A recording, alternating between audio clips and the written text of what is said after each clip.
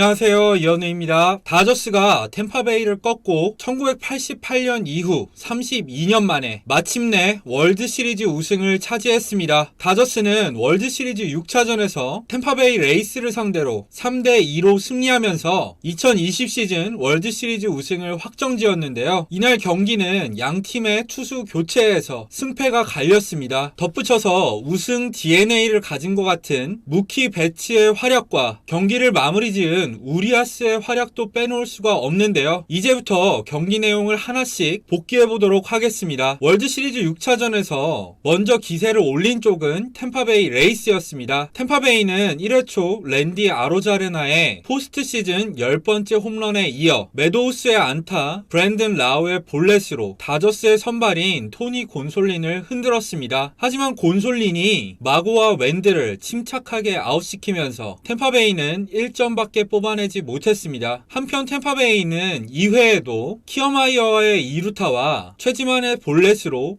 2사 1, 2루 찬스를 잡았습니다. 게다가 타석에는 포스트 시즌 역대급 활약을 펼치고 있는 아로자레나가 있었습니다. 그러자 로버츠는 곤솔린을 플로로로 교체했고 플로로가 체인지업 3개로 아로자레나를 3구 3진으로 잡아내면서 이닝이 끝났는데요. 돌이켜보면 여기에서 점수를 한 점밖에 뽑아내지 못했다는 점이 템파베이의 패인 중 하나가 됐습니다. 이후 다저스는 알렉스 우드와 바에즈, 빅터 곤잘레스로 투수를 계속 교체하면서도 6회 초까지 한 점도 더 실점하지 않았습니다. 반면에 템파베이는 5회까지 1피안타 무실점 9탈삼진으로 호투를 펼친 스넬을 앞세워 1대0으로 리드하고 있었는데요. 그런데 6회 1사 상황에서 스넬이 두 번째 타자인 반스에게 안타를 맞자 템파베이의 감독 케빈 캐시는 무실점으로 호투 중인 스넬을 앤더슨으로 교체했습니다. 이 교체를 놓고 캐시 감독은 미국과 한국 양쪽에서 모두 강하게 비판받고 있는데요. 스넬이 투구수도 73개로 많지 않았습니다. 않았을 뿐만 아니라 결과적으로 바뀐 투수인 앤더슨이 2실점을 허용하면서 다저스에 역전을 당했기 때문입니다. 여기에 대한 제 생각은 스넬을 교체한 것 자체는 이해할 수 있다는 입장입니다. 왜냐하면 스넬이 59를 넘어가는 시점부터 POPS가 0.88까지 높아지고 75구를 넘어가면 피안타율이 3할이 넘는 모습을 토미존 수술 복귀 후 줄곧 보여줬기 때문입니다. 게다가 5회부턴 구속도 슬슬 낮아지고 6회 들어선 변화구가 한가운데로 몰리기 시작했습니다. 사실 폴락을 뜬공 아웃으로 잡아낸 공도 정가운데로 몰린 커브였고요. 결국 반스에게 안타를 허용한 것도 가운데 쪽으로 높게 형성된 슬라이더 때문이었습니다. 이런 상황에서 스넬에게 배츠와 시거를 세 번째로 상대시키는 거는 위험할 수 있었죠. 케빈 캐시 감독이 경기 후 인터뷰에서 말한 대로입니다. 문제는 왜 바뀐 투수가 6경기 연속 실점을 하고 있던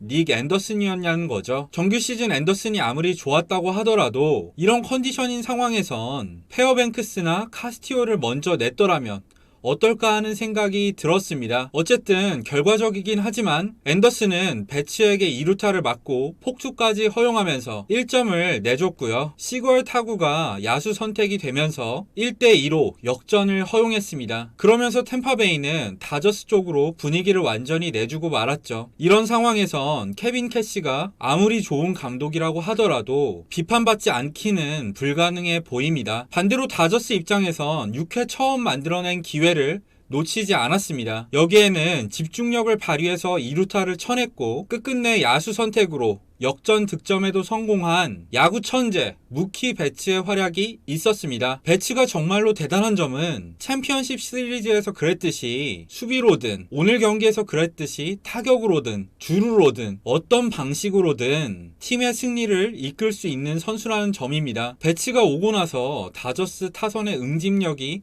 훨씬 더 강해졌는데요. 정말 다저스의 입장에선 배츠를 영입하기 위해 내준 유망주들과 연장 계약을 맺기 위해 쓴 4천억 원이 지금까지는 하나도 아깝지 않을 것 같습니다. 심지어 배츠는 8회 페어뱅크스를 상대로 쐐기 홈런까지 쏘아 올리면서 오늘 다저스가 낸 3점에 모두 직간접적으로 기여했습니다. 한편 오늘 경기에서만큼은 그동안 돌버츠라고 불렸던 로버츠 감독의 투수 교체를 칭찬하지 않을 수 없을 것 같습니다. 오늘 로버츠는 곤솔린 교체 이후에 총 6명의 투수를 투입해서 나머지 이닝을 모두 무실점으로 막아냈습니다. 특히 7회에 그라테롤이 안타를 허용하자 우리아스로 교체한 후 나머지 2.1이닝을 모두 우리아스에게 맡기는 선택을 했는데요. 우리아스는 그 2.1이닝을 무실점으로 막아내면서 지난 내셔널리그 챔피언십 시리즈에 이어서 다시 한번 중요한 상황에 멀티이닝 세이브를 기록했습니다. 특히 마지막 타자인 윌리 아다메스를 3구 3진으로 돌려세운 97마일짜리 패스트볼은 정말 전율이 느껴질 정도였는데요. 올해 다저스의 우승에 투수 쪽 MVP는 우리아스가 아닐까 싶습니다. 그렇게 우승을 확정지은 다저스 선수단은 그라운드에 모여서 승리를 만끽했는데요. 다저스의 에이스인 커쇼가 모든 선수를 안아주면서 눈물을 글썽거리는 장면이 카메라에 포착되기도 했습니다. 커쇼는 그동안 가을에 부진하면서 많은 비난을 받아왔는데요. 하지만 올해 포스트 시즌에선 4승 1패에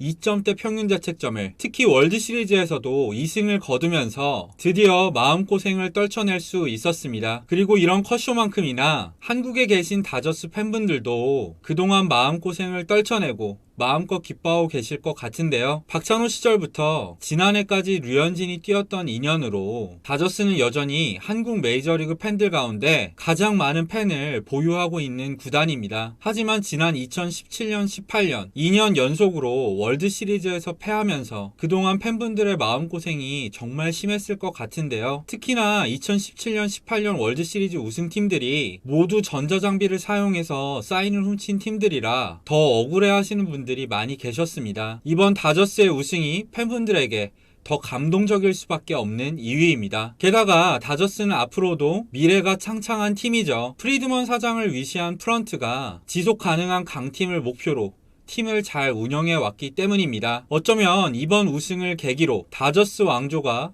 세워질지도 모르겠다는 생각이 듭니다. 그리고 이번 우승을 계기로 앤드류 프리드먼 사장도 드디어 시대를 대표하는 명단장의 반열에 오르게 된 것 같습니다. 한편 템파베이 팬분들에겐 심심한 위로의 말씀을 전합니다. 비록 다저스에게 아쉽게 패하긴 했지만 템파베이의 올 시즌은 정말 굉장했죠. 메이저리그에서 가장 가난한 구단인데도 영리한 프런트와 조직력으로 아메리칸 리그 정규 시즌 승률 1위를 기록하고 월드시리즈에 진출해서 다저스와 치열한 접전을 펼친 것만으로도 대단한 업적이라고 생각합니다. 게다가 내년에는 현 시점 메이저리그 최고 유망주인 완더 프랑코도 데뷔하잖아요. 올해 포스트 시즌 들어 재능을 만개한 아로자 레나도 한동안 최저연봉으로 쓸 수 있으니까 템파베이의 미래도 창창합니다. 어쩌면 2015년에 캔자스시티 로열스가 그랬듯이 내년에는 우승을 차지하면서 올해의 아쉬움을 서력할 수 있을지도 모릅니다. 최선을 다해서 양팀 팬들에게 최고의 경기력을 보여준